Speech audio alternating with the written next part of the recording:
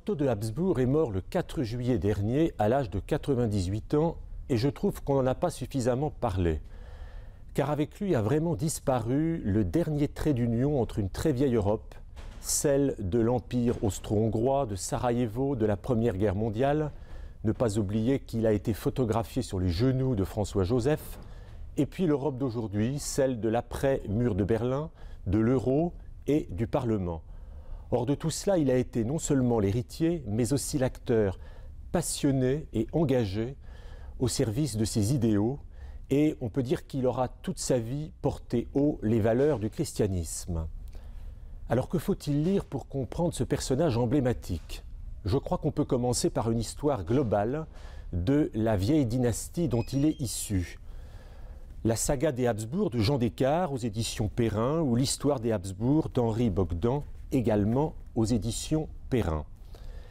Mais Otto de Habsbourg, c'est avant tout l'éducation d'un prince d'autrefois et une formation politique, morale et religieuse exemplaire.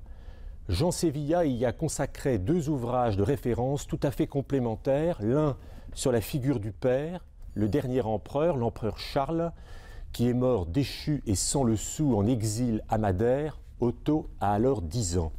Et puis la figure de la mère, figure tutélaire, Zita, impératrice courage, la gardienne de la tradition, une femme de tête politique qui a transmis à ses 8 enfants une éducation forte. Et puis Otto de Habsbourg, c'est surtout un homme de grande qualité, de grande culture, un fin politique qui était très polyglotte et qui s'est engagé très vite, un homme de conviction, un anti-nazi farouche de la première heure. Et puis après la guerre, il s'engage dans son idéal européen comme député au Parlement où il représente la Bavière, un pays où il s'était installé après de longues années d'exil.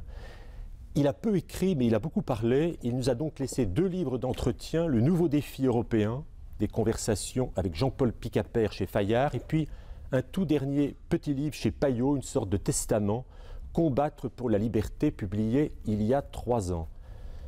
Je voudrais terminer par une petite anecdote. Il surprend un jour ses collaborateurs en train de regarder un match de football.